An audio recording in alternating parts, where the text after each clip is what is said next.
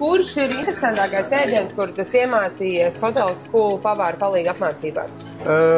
Visticamāk, gan jau, ka 2 ēdieni vispār ir. Viens no tiem ir kačpuri, kas ir maza maizīte par krēmu vidu, ir kinkāri.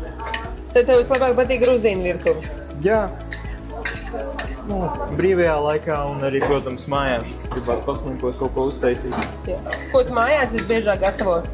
Visbiežāk es slinkoju. Es diezgan daudz slinkoju. Es taisu pelmeņus pārsvarā, bet kačpuri arī nav slikts. Viņu ir samērā interesanti gatavot. Kas ir visinteresantākais gatavošanas procesā? Gan jau, ka griešana, priekš manis personīgi griešana, pagaršošana. Pagaršot visu patīk. Un tas pārsvarā ir viss. Jā, un ko tu tagad gatavo? Tagad es apcepu sīpols un taisu mērci.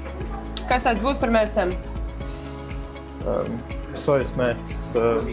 Un otra? Un otra būs baltā mērci.